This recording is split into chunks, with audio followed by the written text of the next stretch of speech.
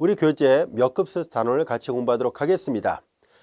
이 급수 이론에서 가장 중요하고 핵심적인 용어가 바로 이 몇 급수라는 용어입니다. 이 몇 급수는 수학 전 분야에서 굉장히 다양하게 많이 활용되고 있는 아주 중요한 이론입니다. 특히 이 몇 급수는요, 우리가 이 절의 후반부에서 또 볼 수 있습니다만은 바로 적분을 계산할 때도 사용할 수 있습니다. 우리는 앞에서 정적분의 기본 정리 중에서 뭐가 있었냐면 함수 fx가 유한평원에서 연속인 함수는 반드시 적분 가능하다는 정리를 배운 적이 있습니다. 다시 말해서 언제나 적분값을 구할 수 있다는 얘기인데요. 우리는 미분적분학의 제2기본 정리를 이용해서 정적분을 정의가 아닌 부정적분을 구해서 종점 대입해서 시점 대입해서 빼가지고 계산하잖아요. 근데 문제가 되는 것은 바로 정적분의 존재 정리에서 보면은 평원에서 연속인 함수는 항상 적분 가능하다라고 얘기는 했지만 미분적분학의 제2기본 정리로부터 부정적분을 이용해서 구하려고 할 때 아쉽게도 모든 함수의 부정적분을 손쉽게 구할 수 있는 것은 아니죠. 즉 우리가 최대한 구할 수 있는 모든 것들을 다 구해봤지만 그러나 여전히 어떤 임의의 함수가 주어졌을 때 이 함수의 역도함수, 즉 한 부정적분을 쉽게 구할 수 있는가 하고 물어봤을 때 대답은 노입니다. 항상 구할 수 있는 것은 아니거든요. 자, 그러다 보니까 그런 경우는 이 적분값을 구할 수 있어야 되는데 어떻게 구할 수 있을까 하는 문제가 생깁니다. 바로 이런 문제를 해결하기 위해서 급수 이론을 도입하려고 합니다. 우리가 지금 배우는 이 교재 이 급수 단원은요, 바로 이런 몇 급수를 공부하기 위한 전 과정이었다고 생각하면 됩니다. 즉 지금까지 우리가 여러 가지 급수의 수렴 발산 판정법을 배웠었지 않습니까? 물론 그 급수의 수렴 발산 여부도 중요하지만 더욱더 중요한 것은 바로 지금 배우는 몇 급수 이론입니다. 자, 이 몇 급수가 이렇게 앞서 잠깐 얘기한 것처럼 적분값을 계산할 때도 활용된다는 것을 이 뒤에 가서 하나하나 우리가 또 학습해 보도록 할 거고요. 이 미분적분학 교과정을 벗어나고는 있습니다만은 우리가 공업수학 교과정 또는 미분방정식 교과정에서 많은 함수의 미분방정식의 해를 구하려고 할 때 바로 이 몇 급수를 이용해서 해를 구할 수도 있다는 것을 나중에 배우게 될 겁니다. 그만큼 몇 급수 이론은 여러 분야에서 많이 활용되어 있으니까 중요하다고 볼 수 있고요. 학교 시험에서도 많이 출제를 합니다. 따라서 여러분들 잘 듣고요. 잘 학습을 해 두시기 바랍니다. 자, 먼저 용어부터 하나하나 학습을 해보도록 할까요? 몇 급수란 용어를 공부하려고 합니다. 여러분들 화면을 보면 알 수 있듯이 시그마 cn의 xn승꼴로 되어 있는 것을 우리는 좀 더 자세하게 얘기해서 x에 대한 몇 급수라고 얘기를 합니다. 파워 시리즈란 말을 우리말로 번역할 때 몇 급수란 말을 번역해서 쓰고 있는데요. 또는 이제 순수하게 우리말로는 거듭 제곱 급수라고도 번역해서 사용하고 있습니다. 그래서 거듭 제곱 급수라는 말과 몇 급수라는 말은 다 같이 파워 시리즈를 번역해서 사용하고 있는 말입니다. 자, 이제 여기에서 이 몇 급수의 모양을 잘 보면은 지금까지 공부했던 급수의 모양하고 좀 다르죠? 예, 많이 달라져 있습니다. 뭐냐면은 xn승이 들어있다는 사실이에요. 지금까지 배웠던 급수는 아무리 복잡하다 할지라도 xn승이 들어있지 않았었는데요. 이 몇 급수라 불려지는 급수는 바로 이와 같이 x의 n승을 포함하고 있는 급수예요. 그래서 몇, 거듭제곱이라는 뜻이거든요. 이 파워란 말이 힘이란 뜻도 있지만 수학에서 사용하는 영어 단어로는 거듭제곱이라는 뜻이 들어있습니다. 그래서 x의 n승을 포함하고 있는 급수라는 뜻에서 거듭제곱 급수, 몇 급수라는 말을 붙이게 된 겁니다. 자, 이제 그렇다면 우리의 관심은 이 몇 급수가 과연 어떤 x값에 대해서 수렴하는지를 알아보려고 합니다. 즉 이것도 하나의 급수이기 때문에 수렴하는지 발산하는지를 조사하고 싶은데요. 단지 앞에서 배웠던 급수하고는 다르게 x값에 따라서 수렴 발산이 달라지게 됩니다. 그래서 우리는 그런 내용들을 하나하나 이 절에서 학습을 해 보도록 하겠습니다. 자, 그러면 여기 보시다시피 파워 시리즈란 말 x에 관한 이렇게 쭉 전개를 해보면 오름차순으로 되어 있어요. x에 관한 오름차순으로 되어 있고 잘 보면 이게 무한대까지 계산되니까 이 거듭제곱의 숫자가 계속 끊임없이 반복적으로 나타난다는 것을 알 수 있어요. 그래서 몇 급수라는 것은 다시 들여다보면 x에 관한 무한차수 다항식이구나 라고 생각할 수 있습니다. 여기까지 이해됐죠? 자, 그리고 우리는 얘도 하나의 그 무한합이기 때문에 10중 8구는 당연히 발산할 것입니다. 그런데 어떤 특정한 x값에 대해서는 수렴할 수도 있거든요. 그래서 우리는 만약에 얘가 수렴하게 되면 그 수렴값을 어떻게 구할 것인지 또 수렴하는지 발산하는지를 조사할 수 있는 방법은 있는지 등등을 알아보려고 하는데요. 이 몇 급수에다가 우리가 절대값을 씌워서 우리가 앞에서 했던 것처럼 비판적법이나 근판적법을 이용해서 수렴 발산을 조사할 수 있습니다. 자, 우리는 이제 몇 가지 용어와 그리고 예문들을 또 통해서 여기서 다루고자 하는 이론들, 어떤 내용이 있는지 한번 알아보겠습니다. 자, 이제 이 급수의 합이 만약에 구해진다면 이 급수의 합은 이 오른쪽이 하나의 합으로 나타났다고 가정하고 그걸 편의상 fx라고 놔보겠습니다. 이렇게 됐을 때 이 fx는 마치 x에 관한 다항식으로 주어지는 다항함수 형태로 되어 있죠. 정확하게는 무한차수의 다항함수입니다. 자, 이때 만약에 이 함수의 정역을 묻고자 한다면은 이 함수의 정역은 오른쪽에 있는 이 몇 급수가 수렴하게 되는 x들의 집합을 이 함수의 정역이라 말을 하도록 하겠습니다. 이것은 요 다음 절에서 우리가 아주 중요한 의미로 사용하게 될 겁니다. 어떤 함수를 급수로 전개하는 것이 가능한지, 가능하다면 어떤 조건하에서 가능할까 하는 것을 알아보려고 하는데요. 바로 이 등호가 성립하는 조건은 오른쪽에 있는 이 몇 급수가 수렴하는 범위 내에서만 등호가 성립합니다라는 것을 말하려고 하는 겁니다. 자, 요 다음 절에서 좀 더 자세하게 다뤄볼 것이고요. 지금은 몇 급수의 수렴과 발산을 구별하는 방법을 알아보려고 합니다. 자, 우리 간단한 예를 하나 살펴보도록 할까요? 자, 이제 다음 같은 예문을 보겠습니다. 이 예문은 뭐냐면은 앞에 개수가 다 1인 경우예요. 앞에 개수가 다 1이 돼버리면 이런 모양 형태의 급수가 나타나겠죠. 이 급수는 여러분들이 보면 알 수 있듯이 초항은 1이고 공비가 x가 주어지는 무한등비수의 합의 형태라는 것을 알 수 있습니다.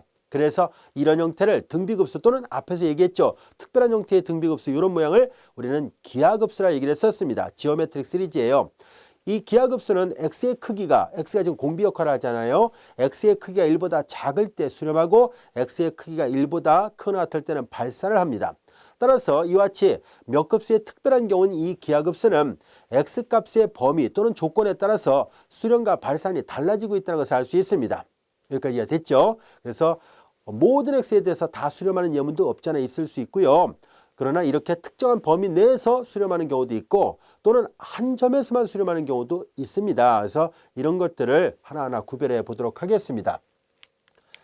자, 이제 우리는 용어를 하나 더 다뤄보려고 하는데요. 조금 더 일반화된 몇 급수의 용어를 다뤄보려고 합니다. 우리는 앞에서는 Cn의 X의 N승이라는 모양을 다뤘었죠. 플러스면 C0 플러스 C1의 X의 1승 플러스 C2 X의 2승 이렇게 돼 있었는데 앞에서 다뤘던 것을 우리는 X에 대한 몇 급수라 말을 한다면 이제 X 위치 대신에 X-A를 바꿔놓은 거예요. 이게 더 일반적인 형태거든요.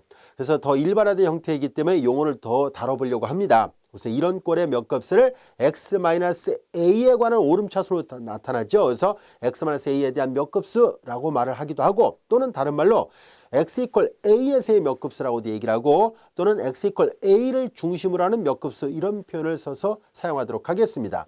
자, 그러면은 얘네들은 앞에서 배웠던 거를 일반화시켰다라고 얘기를 했는데요. 조금 전에 배웠던 거를 일반화시켰다는 것을 어떻게 알 수 있냐면 a 대신에 0을 대입하면 자연스럽게 얘가 이 모양이 된다는 것을 알 수 있습니다.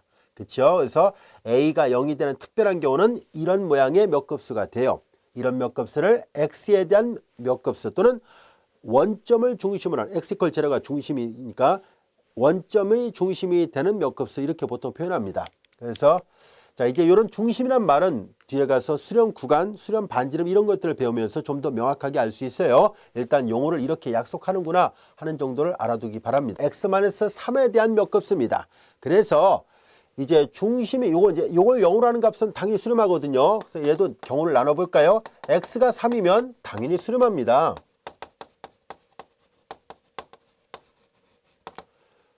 두 번째 이제 x가 3이 아니라 보겠습니다.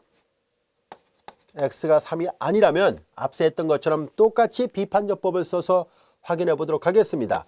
a에는 이제 이 항 전체를 a이라고 보는 거예요. n분의 x-3의 n승이라 놓겠습니다. 그럼 비판적법을 적용합니다. n이 무한대로 갈 때 분모는 n번장이고 분자는 n 플러스 1번장 이와 같이 됐어요. 리미트 n이 무한대로 갈 때 이제 an이 분모예요. n분의 x-3의 전체 n승이고 분자는 n 대신에 n 플러스 1을 대입합니다.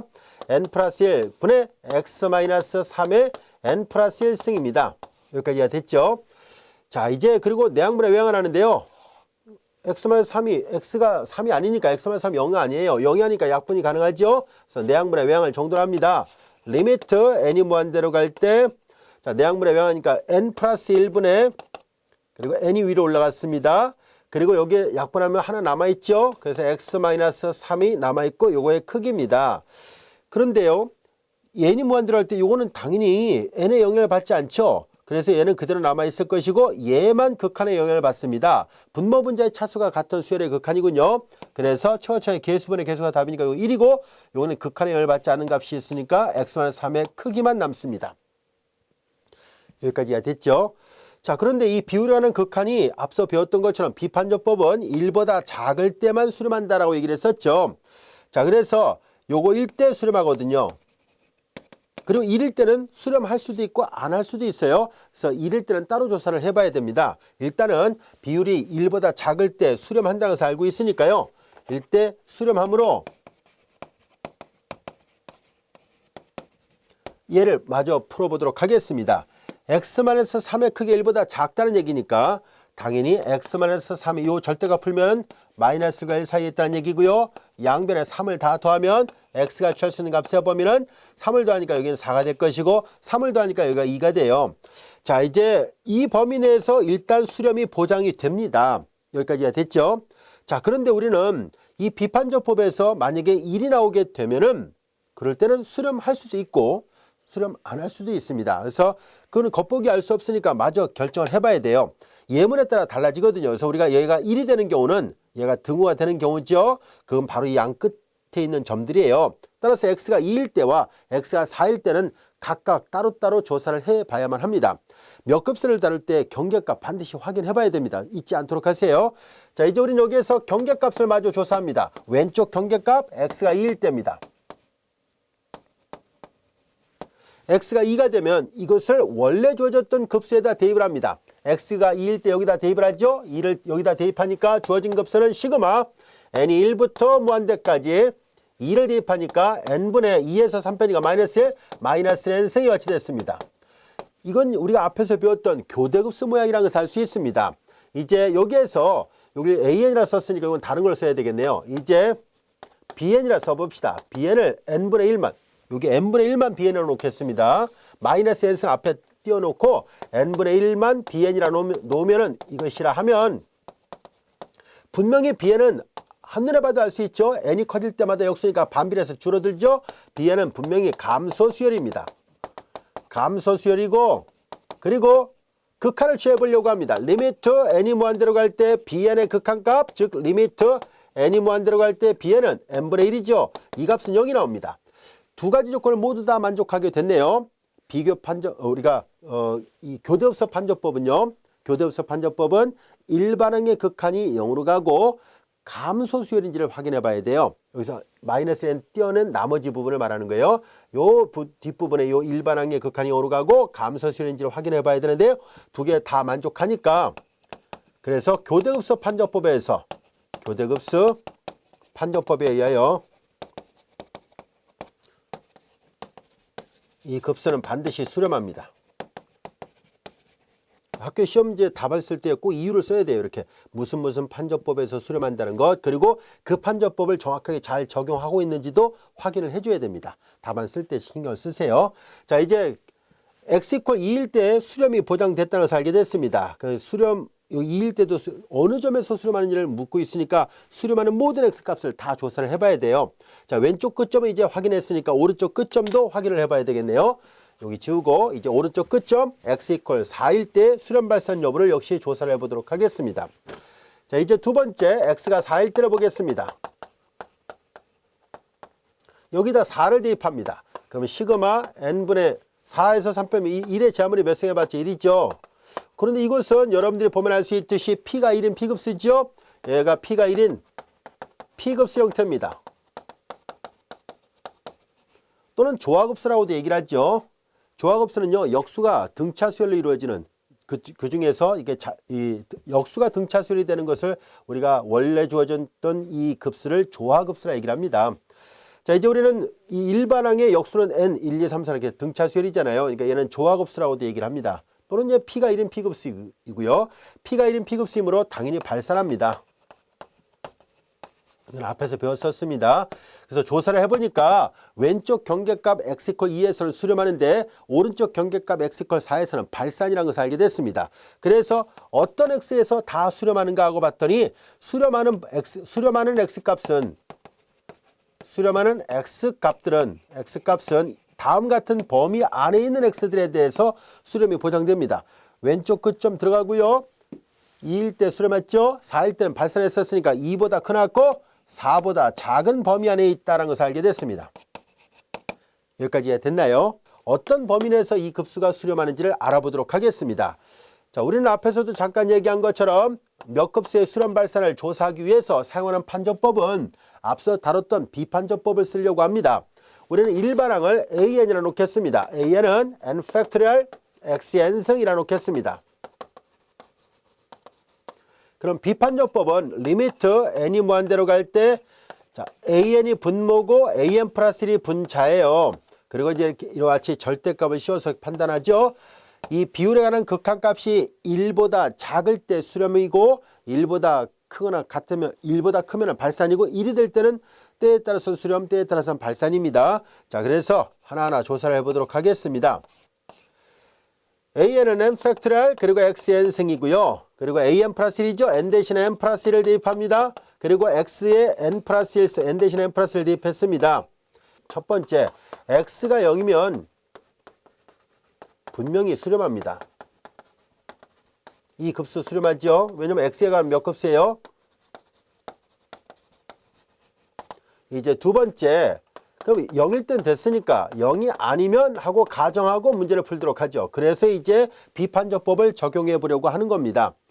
여기까지 됐죠? 그러니까 풀이를 여기서부터 올려서 쓸게요. 자, x가 0이면 당연히 수렴하죠. 이제 x가 0이 아니면 해놓고 나서 이제 비판정법을 써보겠다는 얘기예요. 왜 자꾸 이 얘기를 하냐면은 x가 0이면 분모 나눗셈을 할 수가 없잖아요. 그래서 0이 아니라는 조건을 미리 붙여놓고 가고자 했던 것입니다. 자, 0이 아니니까 약분이 가능하죠. xn승 하나씩 약분되고 1부터 n까지 곱, 1부터 n 플러스 1까지 곱이니까 하나씩 약분되면은 남는 것은 리미트 n이 무한대로 갈 때 자, 남는 것은 여기 앞에 n 플러스 1이 하나 남아 있고요. 여기 x가 하나 남아 있습니다. 자, 이제 이 x는 아직 결정되지 않았습니다만 실수 범위 안에 있습니다. 그리고 모든 실수는 무한대가 포함되어 있지 않아요. 그래서 어떤 실수인지는 몰라도 이 앞에 있는 n이 무한대로 갑니다. 그럼 어차피 이 실수값에다가 n이 무한대니까 이거 당연히 무한대가 나오겠죠. x는 이미 0이 아니라 가정했거든요. 자, 그래서 얘가 무한대라는 얘기는 1보다 크다는 얘기고 그러면 비판정법에서부터 1보다 크면 주어진 급수는 발산하죠. 이 말은 곧 무슨 말인가 하고 봤더니 x가 0이 아니면 급수는 발산이라는 것을 알게 됐습니다. 따라서 예제번은 어떤 x값에 대해서 수렴할까요? 하고 봤더니 x가 0일 때만 수렴한다는 것을 알게 됐습니다. 그래서 오직 한 점 x=0일 0일 때만 수렴하는군요. 앞서 얘기를 했던 기하급수는 x의 크기가 1보다 작은 즉 마이너스 1과 1 사이일 때만 수렴한다라고 보장을 했었는데 이 예문은 그 구간도 아니고 단 한 점 원점에서만 수렴이 보장된다는 것을 알게 됐습니다.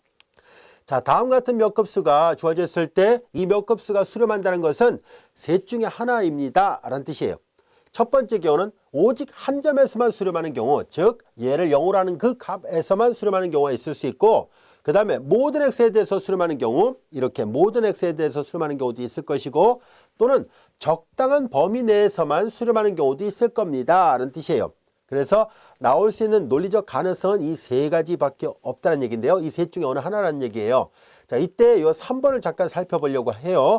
자, 여기 보면은 x-a의 크기가 r보다 작으면 수렴하고 x-a 크기가 r보다 크면 발산한다라고 얘기를 썼는데요. 이때 이 r의 값을 물론 찾아야 되겠죠. 자, 우선 얘를 풀어보면은 여기다 다시 풀어볼까요? x-a 크기가 r보다 작다는 얘기는 이 절대값을 풀어보면은 x-a는 플러스 r과 마이너스 r 사이에 있다는 얘기고요. 양변에 a를 더해버리면 x는 a 플러스 r과 a 마이너스 r 사이에서 수렴한다는 뜻이에요. 이게 무슨 말일까 하고 봤더니 주어진 식에서 a가 여기쯤에 있다라 볼게요. 자, 이 몇 급수는 x=a를 중심으로 하는 이런 표현을 사용하거든요. 왜 그런 말을 사용했을까 하는 것을 알아보려고 합니다. 자, 이 부등식 관계를 잘 보면 이제 A에서 여기를 R 요 값 좌우에 똑같은 값입니다. 등간격이에요. 자, 이렇게 했을 때 오른쪽 끝점은 당연히 A 플러스 R로 표시하겠죠. A 플러스 R. 왼쪽 끝점은 A 마이너스 R로 표시가 되겠죠. 이렇게 되어 있는데요. 보다시피 등호가 들어가 있지 않으니까 요 사이에서 양 끝점은 포함되지 않고요. 요 범위 안에서 수렴을 하는데 이 부등호 방향이 바뀌었죠. 이 바뀌었다는 얘기는 이 범위를 벗어날 때입니다. 즉 좌우에 A를 중심으로 해서 좌우 R 이내에서는 수렴하는데 이걸 벗어났을 때는 발산하게 된다면은 이럴 때 우리는 명칭 하나 붙이려고 합니다. 그렇게 되는 이 R이라는 이 중심으로부터의 거리를 우리는 수렴 반지름이라 얘기를 할 것입니다. 수렴 반지름이에요. 즉 중심으로부터 좌우 R만한 거리 이내에서는 수렴하고 이 거리를 벗어났을 때는 이 값보다 더 큰 X값에 대해서는 발산하게 될 때 이 수렴과 발산을 경계 지어지는 경계선이 있죠. 이 경계까지의 거리를 R이라 할 때 이 R을 우리는 수렴 반지름이라고 얘기를 할 겁니다. 이해됐죠? 그래서 이 R은 레디어스의 약자를 쓴 거예요. 그래서 수렴 반지름이라 얘기를 하고요. 그 다음에 이 내부에서는 당연히 수렴하는데요. 앞서 살펴본 것처럼 이렇게 경계 중에서 수렴하는 범위가 있을 수 있어요. 수렴하지 않을 수도 있고 수렴할 수도 있죠.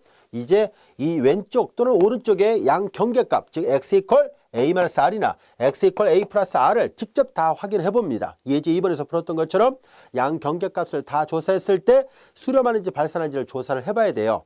만약에 수렴한다면 포함시킬 것이고 수렴하지 않으면 포함시키지 않으면 됩니다. 여기서 살펴본 것처럼. 자, 그렇다면은 양 끝점에서 수렴하는 경우, 자, 그러면 수렴하는 경우와 양 끝점에서 수렴하지 않는 경우 이런 것들을 기호 표기를 어떻게 할 것인지 볼까요?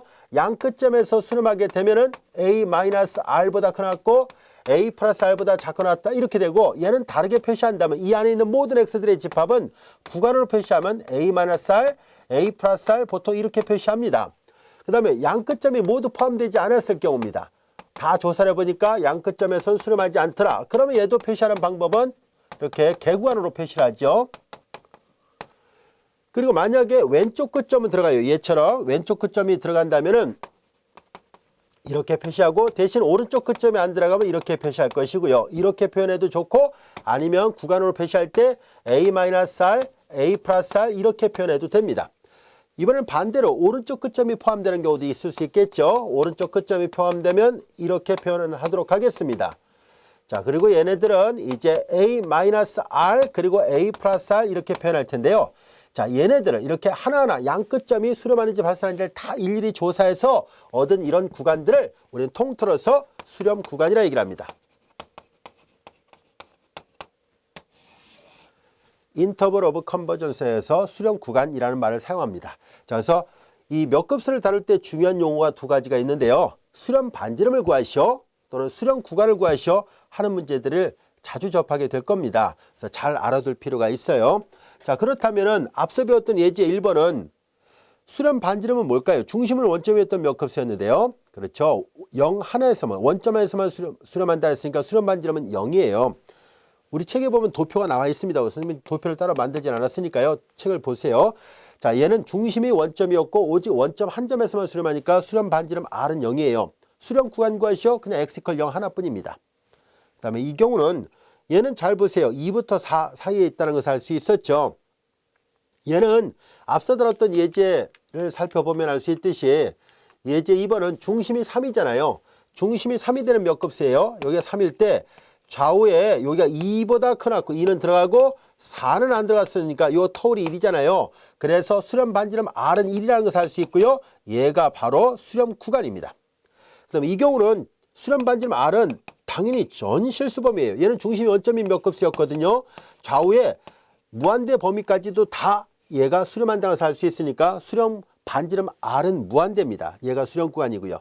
자, 이렇게 몇 급수마다 수렴 반지름과 수렴 구간을 찾을 수 있습니다. 그래서 몇 급수 이론에서는 항상 수렴 반지름, 수렴 구간 이런 걸 찾는 걸 잘 여러분들이 학습을 해둘 필요가 있어요.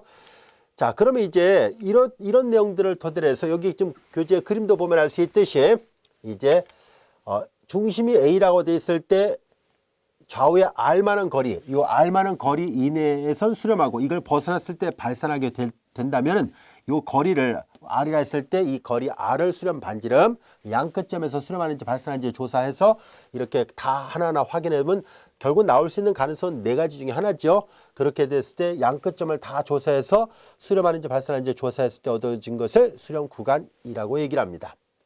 이것도 이해됐죠? 자, 우리 그러면 간단한 예문 또 2개 정도를 더 살펴보도록 하겠습니다. 예제 4번 볼까요? 다음 급수의 수렴 반지름과 수렴 구간을 구하시오 라고 되어 있습니다. 수렴 반지름, 수렴 구간 아주 중요한 용어이고요. 학교 시험에서도 이런 거 자주 냅니다. 수렴 반지름 구해보세요. 수렴 구간 구하시오 라는 거 자주 내니까 놓치지 말고 잘 학습을 해두세요. 자, 이제 우리는 수렴 반지름과 수렴 구간 구하는 것은요. 앞서 예제 1번, 2번, 3번을 풀었던 것과 동일하게 풀면 나옵니다. 자, 앞에서 했던 것과 똑같이 한번 해보도록 할까요? 주어진 이 몇 급수의 일반항을 AN이라 놓도록 하겠습니다.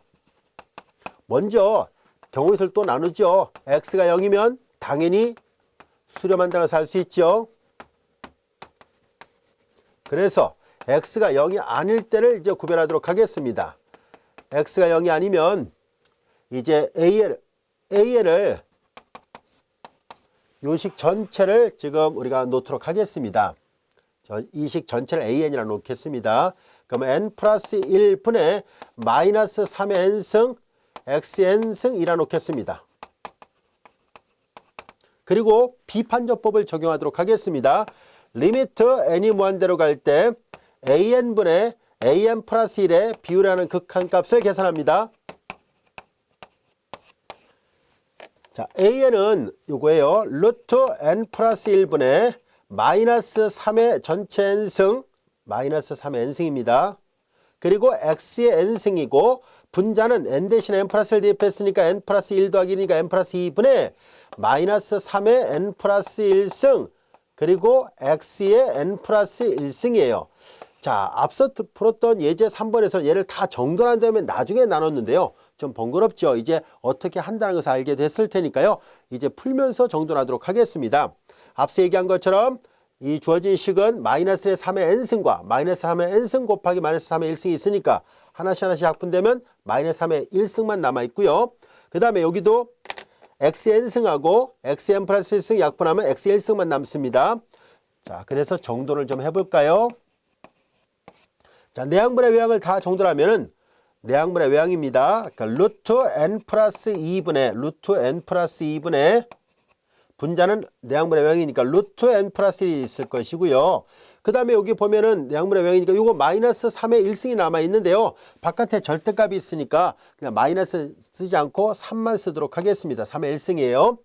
자, 그럼 남는 것은 내항분의 외항이니까 여기 x의 1승이 하나 남아있다는 것을 알 수 있습니다. 자, 그런데 여기서 잘 보면 얘는 보다시피 수열의 극한이죠. 분자의 모양이 n의 거듭조, 루트 안에 n의 거듭조이 또 동일하죠. 똑같으니까 처창의 개수분의 개수가 답이라서 이거 1이 되고요. 앞에 3이 있습니다. 그리고 여기 x가 있네요. 그래서 3x 이렇게 나타나는군요. 여기까지 됐죠. 별로 어렵지 않습니다. 아까처럼 다 정리해서 계산하는 게 더 보기는 좋을 텐데요. 번거로울 것 같아서 미리미리 다 약분한 다음에 셈을 했습니다. 이해됐죠? 자, 이제 우리는 여기에서 이 극한을 계산해 보니까 3x인데요. 앞서 얘기한 것처럼 비판적법은 이 비율이라는 극한이 1보다 작을 때 수렴하고 1보다 큰 같을 때 발산합니다. 그래서 얘가 1보다 작은 경우를 살펴보도록 하겠습니다. 요거일 때 수렴이 보장되거든요. 자, 이제 수렴함으로 마저 계산해 보면 x의 크기가 3으로 나누니까 3분의 1이죠. 얘를 다 보면은 x는 3분의 1과 마이너스 3분의 1입니다. 즉 일단 이 범위 내에서는 수렴이 보장이 되는데요. 앞서 얘기했죠. 경계값도 조사를 해야 된다라고 얘기를 했었습니다. 자, 이제 우리는 양쪽 경계값을 하나하나 대입을 해보려고 하는데요. 먼저 x 대신에 마이너스 3분의 1을 대입하겠습니다. 주어진 이 x에다가 마이너스 3분의 1을 대입하고 정돈을 해볼까요? 시그마 n이 0부터 무한대까지 루트 n 플러스 1분의 마이너스 3의 n승이고 x 대신에 마이너스 3분의 1의 n승을 계산합니다. 이거 마저 정돈해보면 시그마 n이 0부터 무한대까지 그리고 루트 n 플러스 1이고 자, 여기 보면 마이너스 n승, 마이너스 n승이니까 마이너스 1의 2n승이잖아요. 이건 다시 쓰면 마이너스 1의 제곱이고 바깥에 n승이니까 1의 n승이고 결국 1이에요. 그래서 마이너스 1의 짝수 지수승이니까 항상 1이 되죠. 따라서 부호로 신경 쓰지 않아도 되고요. 남는 것은 3n승 곱하기 3분의 1의 n승이에요. 즉 3n승, 3n승분의 1 약분되니까 1만 남습니다. 여기까지가 됐죠. 자, 이제 이 모양은 뭘까 하고 봤더니, 자, 이 모양을 잘 보세요. n이 0일 때 얘네들 풀어서 쓰면 n이 0일 때 루트 1분의 그냥 1분의 1이라 쓰겠습니다. n이 1일 때는 루트 2분의 1, n이 2일 때는 루트 3분의 1이에요. 이렇게 가니까 얘는 뭐예요? 다시 써볼까요? 얘네들은 전체적으로 본다면 n의 p승분의 1에서 p가 2분의 1이라는 것을 알게 됐죠. 1부터 시작하니까 카운팅을 다시 바꾸면 돼요.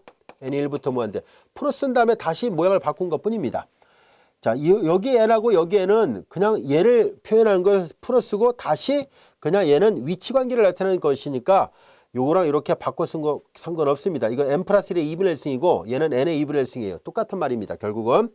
확인해 보니까 이것은 p가 2분의 1인 p급수죠. p가 2분의 1보다 작죠. 이거인 p급수이므로 발산하죠. 왜냐하면 p급수는 p가 1보다 클 때만 수렴하고 1보다 작거나 같을 때 발산입니다. p급수이므로 발산하게 됐습니다. 자, 왼쪽 점은 발산이었군요. 이제 오른쪽 점에서는 어떻게 되는지를 살펴보도록 하겠습니다. 자, 두 번째, 이거 좀 지울까요? 자, 두 번째입니다. x가 이제 플러스 3분의 1일 때를 계산합니다. x가 3분의 1이면 원식에다 대입을 합니다. 똑같은 방법으로 시그마 n이 0부터 무한대까지, 그 다음에 루트 n 플러스 1분의 마이너스 3n승, 그리고 x 대신에 3분의 1을 대입하니까 3분의 1의 n승이에요. 그래서 3분의 1의 n승이 같이되고 앞서 했던 거와 마찬가지로 하나하나 정돈해 보겠습니다. n이 0부터 무한대까지, 여기는 마이너스 n승이 남아 있습니다. 그리고 3n승, 3n승분의 지워지고 루트 n 플러스 1 이렇게 됐네요. 이 모양을 여러분들이 잘 보면 알 수 있듯이 마이너스 n승을 띈 나머지 부분을 보니까 얘는 전체적인 모양이 교대급수예요. 자, 이것은 교대급수입니다. 따라서 확인해 본 결과 bn을 루트 n 플러스 1분의 1이라 놓는다면은, 자, 이것은 당연히 n이 커질 때마다 줄어드니까 한눈에 봐도 감소수열이라는 것을 알 수 있습니다. 그리고 일반항의 극한을 조사해 볼까요? bn의 극한 조사하니까 이거 역수꼴이잖아요. 극한 취하면 당연히 0으로 간다는 것을 알 수 있습니다. 그래서 감소수열이고 극한이 0으로 갔다는 것을 알 수 있었으니까, 그래서 교대급수 판정법에 의해서 수렴합니다. 이유도 반드시 써야 된다라고 얘기를 했었죠. 어떤 판정법으로부터 수렴하는지 또는 발산한지를 조사를 할 때 반드시 기록으로 남겨야 돼요. 번거롭더라도 자꾸 이렇게 연습을 해봐야 돼요. 자, 얘는 이제 교대급수 판정법을 적용한 것입니다. 그래서 교대급수 판정법에 의하여 수렴합니다. 다 조사를 해보니까 앞서 우리가 양 경계는 조사하지 않은 상태에서 이 범위에서 일단 수렴이 보장된다는 것을 알게 됐는데요. 왼쪽 경계값을 조사하니까 발산하고 오른쪽 경계값을 조사하니까 수렴하게 됐죠. 그래서 수렴 구간을 찾을 수 있습니다. 자, 수렴 구간 여기다 쓸게요. 따라서 수렴 구간은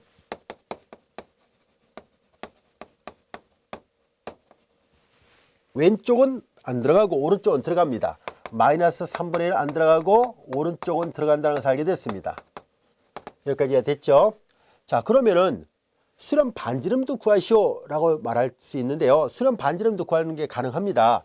자, 중심은 원점이든 몇 급수였는데요. 좌우에 여기가 마이너스 3분의 1이고 여기가 플러스 3분의 1인데 요건 안 들어가고 요건 들어간다 했었죠. 자, 이렇게 왼쪽 끝점은 안 들어가도 오른쪽 끝점은 들어가는데요. 중심으로부터 최대 어디까지 벌릴 수 있을까 봤더니 3분의 1만큼 간격을 벌릴 수 있었네요. 따라서 수렴 반지름 R은 여기다 쓸게요. 수렴 반지름 R은 3분의 1이라는 것을 알게 됐습니다. 수렴 구간은 이거고요. 수렴 반지름은 3분의 1이라는 것을 알게 됐습니다. 그림 그려보면 손쉽게 구할 수 있습니다. 여기까지가 됐죠. 자, 이어서 예제 5번 또 하나 풀어보도록 하겠습니다.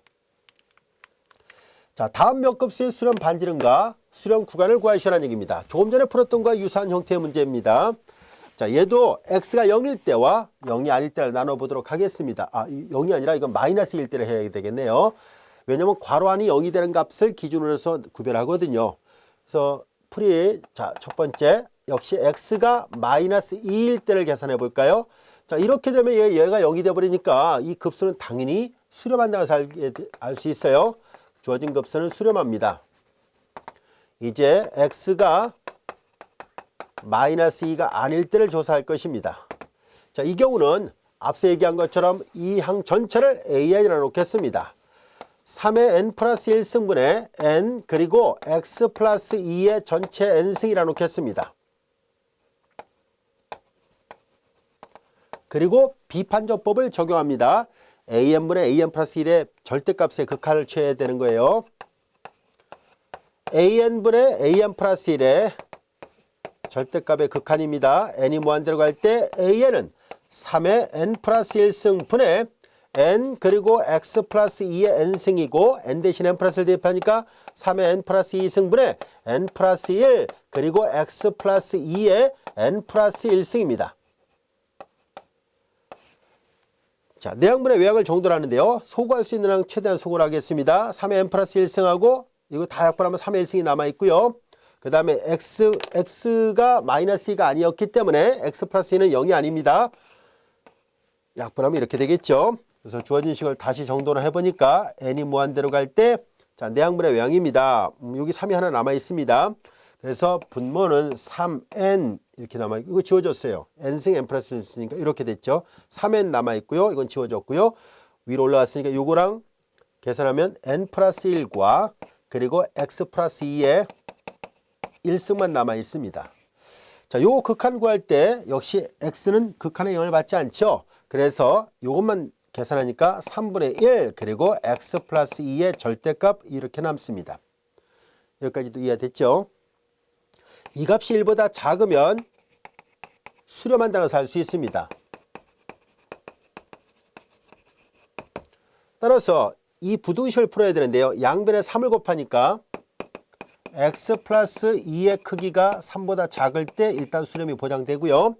이 절대값을 풀어보면 x 플러스 2가 3과 마이너스 3 사이에 있을 때 수렴이 보장되는데요. 다시 양변에다가 마이너스 1을 더해버리니까 마이너스 1을 더하니까 1이고 마이너스 1을 더하니까 여기는 마이너스 5의 같이 됐습니다. 일단은 이 몇 급수는 이 범위 내에서는 일단 수렴이 보장됩니다. 여기까지가 됐죠. 그리고 이제 양 끝점에서의 수렴 발산 여부를 계산해 보도록 하지요. 이해를 돕기 위해서 먼저 이 수직선상의 그림을 한번 그려볼게요. 중심은 마이너스 2예요. 중심은 마이너스 2. 그리고 오른쪽 끝은 1이고요. 왼쪽은 마이너스 5로 되어 있습니다. 요 간격이 3이라는 것을 알 수 있네요. 그래서 이렇게 그림을 그려보면 수렴 반지름은 빠르게 찾을 수 있습니다. 그래서 수렴 반지름부터 먼저 결정할게요. 수렴 반지름 R은 3입니다. 자, 이제 우리는 양 경계값에 수렴하는지 발산하는지를 조사해야 정확한 수렴 구간을 구할 수 있습니다. 그래서 우리는 경계값을 조사해 보도록 하죠. 왼쪽 경계값 계산합니다. x 이퀄 마이너스 5일 때를 계산해 보도록 할까요? x가 마이너스 5일 때 주어진 급수에다가 대입을 합니다. 그러면은 시그마 n이 0부터 무한대까지 3의 n 플러스 1승분의 그리고 x가 마이너스 5를 여기다 대입하면 마이너스 5 플러스 1이니까 마이너스 3의 n승이에요. 마이너스 3의 n승을 먼저 쓰고요. 그리고 n을 뒤에다 쓰겠습니다. 자, 그런 다음에 얘를 계산을 해봐야 되겠네요. 시그마 n이 0부터 무한대까지. 자, 이건 다시 쓰면 마이너스 1의 n승과 3의 n승의 곱으로 다시 쓸 수 있어요. 이 부분만 다시 쓰면요.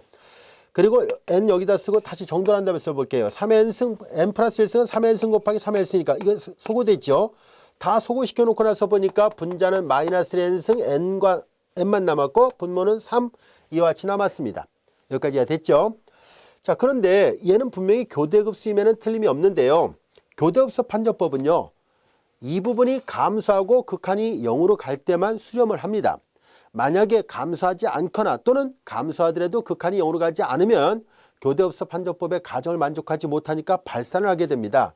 자, 이때 여기에서 우리는 조사를 해보니까 이 부분에 극한을 취해보세요. 3분의 n은 당연히 무한대가 나옵니다. 따라서 x 이퀄 마이너스 5일 때는 발산합니다. 이유는 교대흡수 판정법의 가정을 만족하지 못했기 때문에 발산이라는 것을 알게 됐습니다. 원래 이유를 써야 되는데 말로 설명했어요. 자, 그 다음에 두 번째, 오른쪽 경계값도 대입을 하겠습니다. x가 1일 때를 계산해 볼까요? x가 1일 때 주어진 급수에다 대입을 하면 시그마 n이 0부터 무한대까지, n이 0부터 무한대, 그리고 3의 n 플러스 1승이고, n 그리고 x 대신에 1을 대입하니까 1 더하기 2니까 3의 n승이죠. 3의 n승입니다. 이거 약분되는 게 있네요. 3의 n승, 3의 n승 약분되니까 주어진 급수를 다시 정리하니까 3분의 n 이와 같이 됐습니다. 얘는 교대급수는 아닙니다. 그러나 발산 판정법을 적용할 수 있겠네요. 일반항의 극한이 0으로 가지 않으면 주어진 급수 발산이라 얘기를 했었죠. 3분의 n의 극한값은 당연히 무한대로 가고 0으로 가지 않았네요. 0이 아니라는 것을 확인할 수 있었으니까 이거이므로 발산 판정법을 적용한 것입니다. 발산 판정법에 의하여 주어진 급수는 발산합니다. 확인해 보니까 양 경계를 일일이 다 조사했음에도 불구하고서 양 경계 모두가 다 발산이었군요. 그럼 최종적으로 수렴 구간은 다음과 같습니다. x가 취할 값의 범위 마이너스 5보다 크고 1보다 작습니다. 이렇게 써도 좋고요. 또는 앞서 얘기한 것처럼 인터벌로 표시할 때 이렇게 표시해도 됩니다. 뭐 편한 대로 쓰면 되겠죠. 자, 이렇게 해서 우리가 이 절에서 몇 급수에 관한 용어를 다뤄봤었고요. 몇 급수를 다루는 와중에서 우리는 수렴 구간이라는 중요한 용어, 또한 수렴 반지름이라는 용어를 배우게 됐습니다. 몇 급수 이론은 아주 중요한 이론입니다. 거듭 강조해도 지나치지 않을 정도로 매우 중요한 이론이니까 학생 여러분들 이 몇 급수라는 각별히 신경 써서 많이 살펴보기 바라고요. 그리고 수렴 구간 구할 때 어떻게 했는지, 수렴 반지름은 어떤 의미인지를 잘 이해를 해 두시기 바랍니다. 자, 이제 지금까지 몇 급수단을 모두 학습을 했고요. 자, 이제 이어서 우리는 함수를 몇 급수로 표현하는 방법에 대해서 같이 공부하도록 하겠습니다.